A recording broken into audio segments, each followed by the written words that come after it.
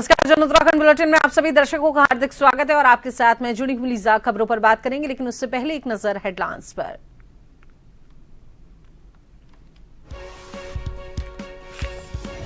पांच राज्यों में चुनावों का ऐलान। पश्चिम बंगाल में 23 और 29 अप्रैल को वोटिंग। तमिलनाडु में 23 अप्रैल, असम, केरल, पुडुचेरी में 9 अप्रैल को वोटिंग। नतीजे 4 मई को। चारधाम यात्रा से पहले बद्री केदार मंदिर समिति का बड़ा फैसला। 47 मंदिरों में गैर हिंदुओं के प्रवेश पर प्रतिबंध। दर्जा राज्य मंत्री अनिल कपूर डब्बू ने किया समर्थन।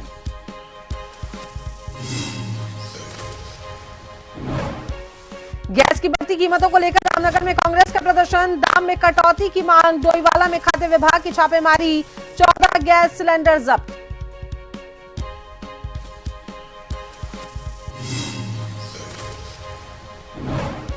हाईकोर्ट के आदेश पर फरार अनूप अग्रवाल का सरेंडर। 3 मामलों में जांच अधिकारियों ने 7 घंटे की पूछताछ। समर्थकों और वकीलों के साथ पहुंचे थे काशीपुर कोतवाली।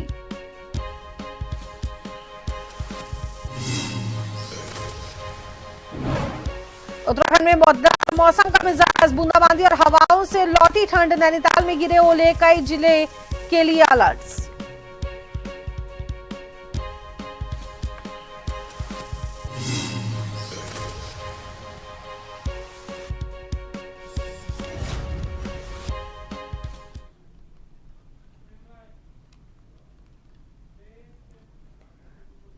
तो चलिए अब बात कर लेते हैं खबरों पर विस्तार से।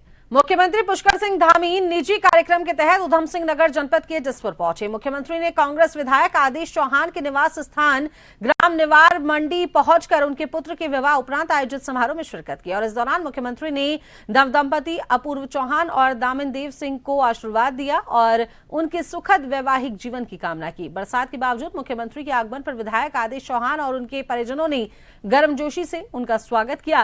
कार्यक्रम में कई जनप्रतिनिधि और गणमान्य लोग भी मौजूद रहे, जिन्होंने नवविवाहित जोड़े को शुभकामनाएं दी।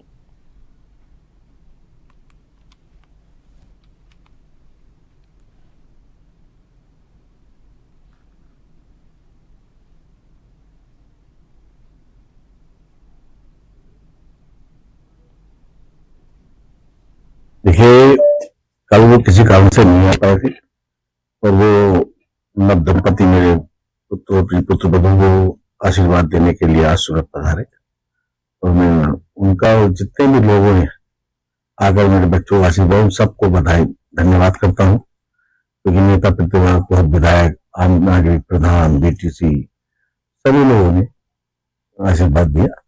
और आज तो मौसम खराब था, फिर भी सीएम साहब मेरे घर पर आए क्योंकि व्यक्तिगत प्रोग्राम था, उन्होंने बच्चों को आशीर्वाद। उत्तराखंड विधानसभा का बजट सत्र संपन्न होने के बाद सत्ता पक्ष और विपक्ष में वार पलटवार का दौर अब जारी है।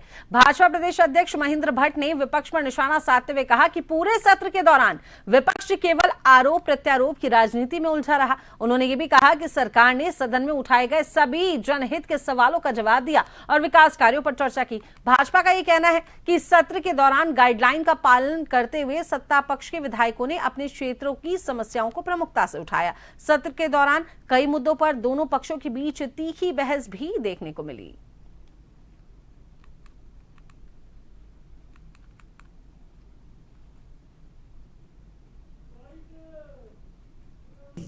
एक गाइडलाइन होती है कि सत्ता दल का व्यक्ति भी प्रश्न पूछता है और मैं कह सकता हूं हमारे विधायकों ने जो प्रश्न पूछे थे उसमें सरकार ने बहुत सकारात्मक उत्तर दिया है और विधायकों द्वारा प्रश्न क्षेत्र के विकास के लिए पूछे जाते हैं।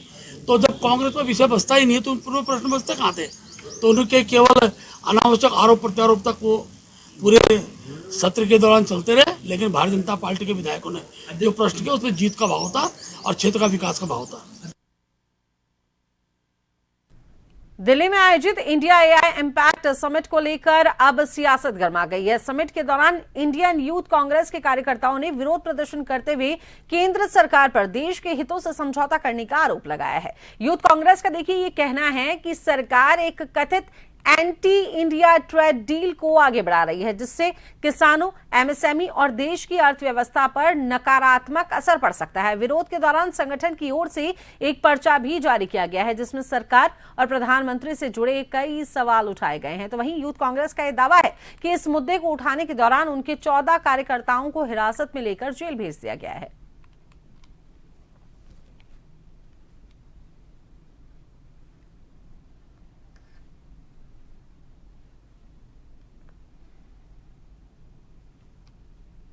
हमारे साथियों को बहुत टॉर्चर करा गया और ऐसा दिखाया गया कि वो देशद्रोही है, देश के खिलाफ कोई साजिश रच रहे हैं। एक टी शर्ट से हमारे प्रधानमंत्री इतना डरे कि उन्होंने हमारे राष्ट्रीय अध्यक्ष को गिरफ्तार कर लिया, बल्कि शांतिपूर्वक विरोध करने की हमारा पूरा अधिकार है, फ्रीडम ऑफ स्पीच। तो कहीं ना कहीं जो प्रधानमंत्री है वो हिटलरशाही रवैया अपना रहे हैं और वो फ्रीडम ऑफ स्पीच जो है उसको खत्म करना चाह रहे हैं। हम कोई विरोध नहीं कर सकते इस देश में। ये देश जो है, हमारा प्रदेश उत्तराखंड ही नहीं, पूरे देश आंदोलन व्यापी प्रदेश और देश हो चुका है। किसी भी चीज को मनवाने के लिए हमें आंदोलन करना पड़ रहा है, और जब कोई आंदोलन कर रहा है तो उसके साथ ऐसा व्यवहार हो रहा है जैसे वो देशद्रोही हो। तो मोदी जी जो है अपनी निंदा या अपने खिलाफ कोई भी चीज सुन नहीं पा रहे हैं। जो भी उनके खिलाफ बात कर रहे हैं वो कह रहे हैं कि मेरे खिलाफ बोल रहे तो देशद्रोह है। वो अपने आप को देश समझ बैठे हैं। उत्तराखंड विधानसभा के हाल ही में संपन्न हुए बजट सत्र को लेकर नेता प्रतिपक्ष ने सरकार पर सवाल उठाए हैं। देहरादून में आयोजित प्रेस वार्ता के दौरान उन्होंने कहा कि पिछले 4 वर्षों में विधानसभा सत्र की अवधि सीमित रखी गई, जिससे प्रदेश से जुड़े कई महत्वपूर्ण मुद्दों पर सदन में पर्याप्त चर्चा नहीं हो पाई है। नेता प्रतिपक्ष यशपाल आर्य ने कहा कि कार्य मंत्रणा समिति की बैठकों में लगातार सत्र की अवधि बढ़ाने की मांग की गई थी, ताकि विधायक अपने अपने क्षेत्रों से जुड़े सवालों को सदन में उठा सकें। उनका यह कहना है कि कई महत्वपूर्ण विषय पिछले सत्रों से लंबित हैं, लेकिन उन पर चर्चा नहीं हो सकी।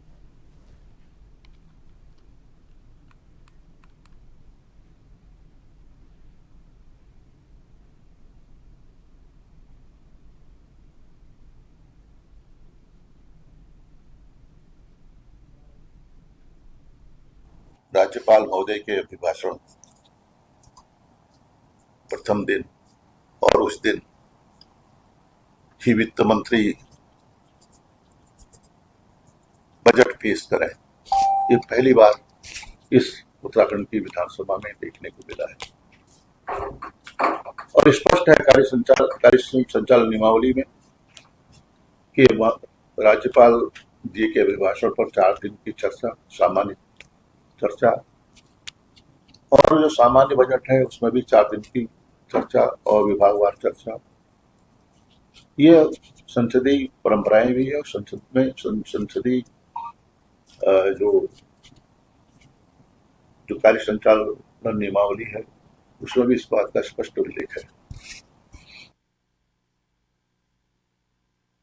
रुड़की में पिछले 5 दिनों से जारी नगर निगम के आउटसोर्स सफाई कर्मचारियों की हड़ताल आखिरकार स्थगित हो गई है। कर्मचारियों की मांगों को लेकर नगर निगम सभागार में एक बैठक आयोजित की गई और जिसमें विधायक प्रदीप बत्रा, मेयर, पार्षदगण और साथ ही नगर निगम के अधिकारी और बड़ी संख्या में आउटसोर्स कर्मचारी, सफाई जो कर्मचारी थी वो इसमें मौजूद रहे। बैठक के दौरान सफाई कर्मचारियों की विभिन्न समस्याओं और मांगों पर विस्तार से चर्चा की गई। काफी देर तक चली बातचीत के बाद कई मुद्दों पर सहमति बन गई। नगर निगम प्रशासन की ओर से कर्मचारियों को उनकी मांगों पर सकारात्मक विचार करने का लिखित आश्वासन भी दिया गया है और बैठक के बाद कर्मचारियों ने हड़ताल को स्थगित करने की घोषणा करते हुए कहा कि वे रविवार से फिर से अपने काम पर लौटेंगे और शहर की सफाई व्यवस्था को बेहतर बनाने में जुट जाएंगे। देखो, बिंदुवार सभी पॉइंट रखे गए हमारे सफाई कर्मचारी द्वारा, सभी मांगों पे विचार विमर्श किया जाएगा। बिंदुवार बात हो गई है और कुछ मांगें इनकी तुरंत मान ली गई हैं। जो शासन स्तर पर होनी है वो शासन स्तर पर तय होंगी और किसी का शोषण नहीं किया जाएगा। सफाई कर्मचारी हमारे अपने भाई हैं, हमारे रुड़की शहर के निवासी हैं और हम सब लोगों से प्यार करते हैं और किसी का भी शोषण नहीं किया जाएगा। हड़ताल स्थगित हुई है। हमारी लगातार माननीय विधायक जी से लगातार बात चली थी और हमारे मेयर साहब और हमारा नगरायुक्त महोदय का तो फ़ोन नहीं आया। मेयर साहब लगातार संपर्क में रहे कि किस तरह समस्या खत्म हो जाए। हमारे ये मानना है कि यहाँ 2021 से लेके अब तक 20-21 साल हो गए, स्वच्छता समिति, आउटसोर्सिंग कर्मचारी और कूड़ा वाहन चालक, इनको पक्का करा जाए। अच्छा, मुख्य कारण ये है कि नगर निगम रुड़की में ना तो सुविधा है और ना उपनल है। चुनाव आयोग आयोग ने आज असम, केरल, पुडुचेरी, तमिलनाडु और पश्चिम बंगाल के विधानसभा चुनावों का ऐलान कर दिया है। बंगाल में 2 फेज यानी कि 23 और 29 अप्रैल को वोटिंग होगी। तमिलनाडु, केरल, असम और पुडुचेरी में सिंगल फेज में चुनाव होंगे। तमिलनाडु में 23 अप्रैल, केरल, असम और पुडुचेरी में 9 अप्रैल को मतदान होगा। 5 राज्यों का जो रिजल्ट है वो 4 मई को आएगा। मुख्य चुनाव आयुक्त ज्ञानेश कुमार ने बताया कि 5 राज्यों यूटी में 17.4 करोड़ मतदाता हैं। यहां 824 सीटों पर चुनाव होने हैं और इन राज्यों में आज से ही आचार संहिता लागू हो गई है। 2021 में इन सभी 5 राज्यों के चुनावों का ऐलान 26 फरवरी को किया गया था। पिछली बार बंगाल में 8 चरणों में चुनाव हुए थे। तो वहीं हरियाणा के पूर्व कैबिनेट मंत्री और मंगलौर विधानसभा से बीजेपी के प्रत्याशी रहे करतार सिंह भडाना मंगलौर विधानसभा के लोगों पर इस वक्त काफी मेहरबान नजर आ रहे हैं। इसी क्रम में आज उन्होंने टिकोला के ग्रामीणों को खाटू श्याम के दर्शन के लिए 4 बसों को हरी झंडी दिखाकर उन्होंने रवाना किया। और ग्रामीणों की ये पहली यात्रा नहीं है, अब से पहले भी करतार सिंह भडाना के सौजन्य से 2 बसें खाटू श्याम जी जा चुकी हैं और आज दूसरी बार फिर से इस यात्रा के लिए टिकोला गांव से 4 बसें निकली हैं। और इस मौके पर ग्रामीणों ने बताया कि उनके लिए सौभाग्य की बात है कि उन्हें फ्री यात्रा का अवसर मिल रहा है और वह करतार सिंह भडाना का आभार व्यक्त करते हुए नजर आए।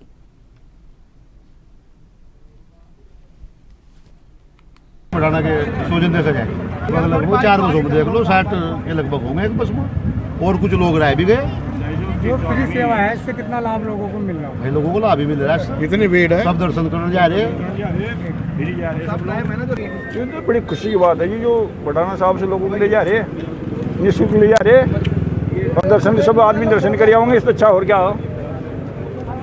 गाँव के लोगों में किस तरह से उत्साह है? बहुत तगड़ा उत्साह। देखो आप अभी देखो। तो चलिए इसी बीच अब वक्त चला एक छोटे से ब्रेक का, बने रहे एजेंट टीवी के साथ।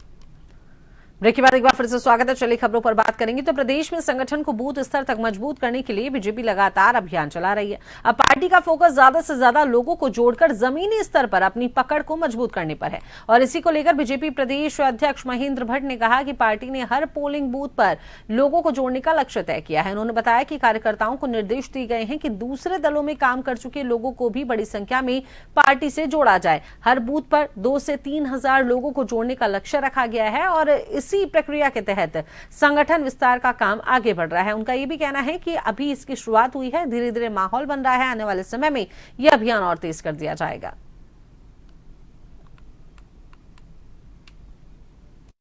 माहौल जब बनता तो बड़ी संख्या में लोग आते हैं। अभी माहौल की शुरुआत हो रही है और धीरे धीरे चीजें आगे बढ़ेंगी और हमने तो अब निश्चय किया है कि पोलिंग बूथ पर दूसरे दलों में काम करने वाले कार्यकर्ता बड़ी संख्या लोगों को ज्वाइन कराएंगे और जो लक्ष्य हमने दिया कि प्रत्येक विधानसभा को हमने 2 से 3 हजार का लक्ष्य दिया हुआ है, दूसरे दलों को लोग जोड़ना है। उसी प्रक्रिया में आज धारचूला विधानसभा में ये गति आगे बढ़ रही है। आगामी ईद उल फितर के पावन पर्व को शांतिपूर्ण और सौहार्दपूर्ण माहौल में संपन्न कराने के उद्देश्य से मंगलौर कोतवाली परिसर में शांति समिति की एक महत्वपूर्ण बैठक आयोजित की गई।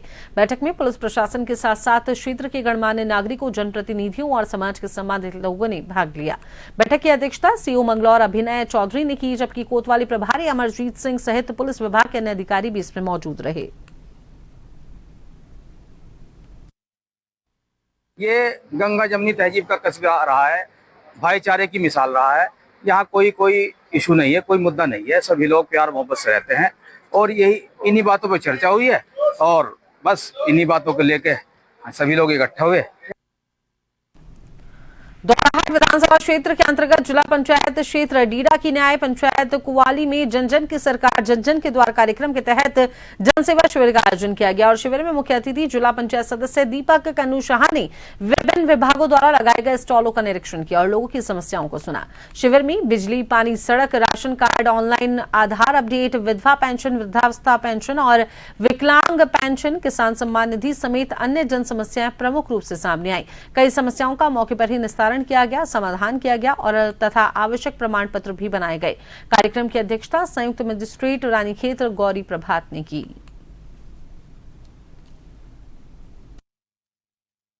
आज इस भौतिकी शिविर में 161 शिकायतें आई थी, जिनमें से लगभग 121 शिकायतों को मौके पर निस्तारण किया गया और 1860 लोगों ने इस कैंप में प्रतिभाग किया और लगभग 60 के आसपास ये आधार कार्ड का संशोधन किया गया। तो ऐसे जो कार्यक्रम है ये बहुत ही अच्छे कार्यक्रम हमारी उत्तराखंड सरकार के द्वारा, जो माननीय मुख्यमंत्री श्री पुष्कर सिंह धामी जी के द्वारा जो है आयोजित कार्यक्रम करवाए जा रहे हैं। मैं अपनी क्षेत्रीय जनता की तरफ से उनको बहुत बहुत धन्यवाद करूंगा कि इस कार्यक्रम के वजह से आज हमारे दूरस्थ क्षेत्र के कई ग्रामों के लोगों का मौके पर निस्तारण हुआ।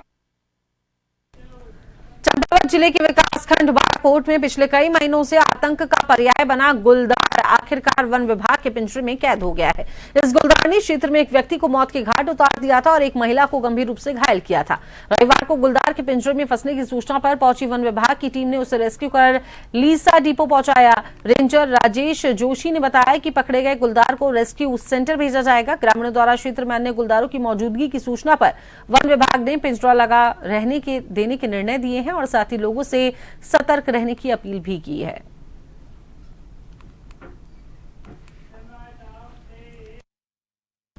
रुड़की के मंगला भगवानपुर नेशनल हाईवे पर पनियाला गांव के पास एक दर्दनाक सड़क हादसा हुआ, जहां पर तेज रफ्तार हरियाणा रोडवेज की बस और गैस सिलेंडरों से भरे ट्रक के बीच जोरदार भिड़ंत देखने को मिली और टक्कर इतनी भीषण थी कि बस में सवार यात्रियों में चीख पुकार मच गई और इस हादसे में महिलाओं समेत करीब 5 लोग गंभीर रूप से इसमें घायल हुए हैं, जिन्हें राहगीरों और पुलिस की मदद से तुरंत सिविल अस्पताल में भर्ती कराया गया है। गंगनहर कोतवाली पुलिस ने मौके पर पहुंचकर जांच शुरू कर दी। हाईवे पर लगे लंबे जाम को खुलवाया गया और साथ ही फिलहाल पुलिस दुर्घटना के कारणों की जांच पड़ताल में जुटी है।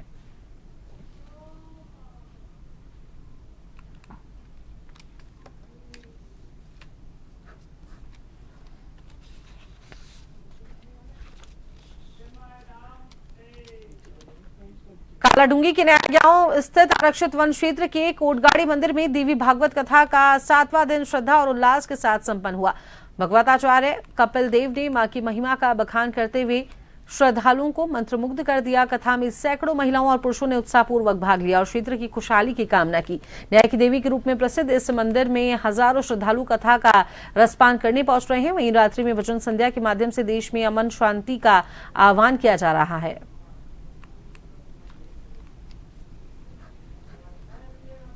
बताते हुए बड़ा हर्ष है, नया गांव में कोटगाड़ी माता की मंदिर में आज देवी भागवत की कथा का 7वां दिवस हुआ, जिसमें मां भगवती के दिव्य नवरात्र व्रत विधान का और मां भगवती ने किस प्रकार भगवान राम जी के ऊपर भी कृपा करी, इस पर विशेष प्रकाश डाला। समस्त क्षेत्र और हमारे जितने भी लोग हैं वो यहाँ आ रहे हैं और मां भगवती का धाम ये न्याय का धाम है और यहाँ आकर करके सभी लोग मां भगवती के मंदिर में आकर आशीर्वाद प्राप्त कर रहे हैं। जन उत्तराखंड बुलेटिन में अभी के लिए केवल इतना ही। अब तक के लिए नमस्कार।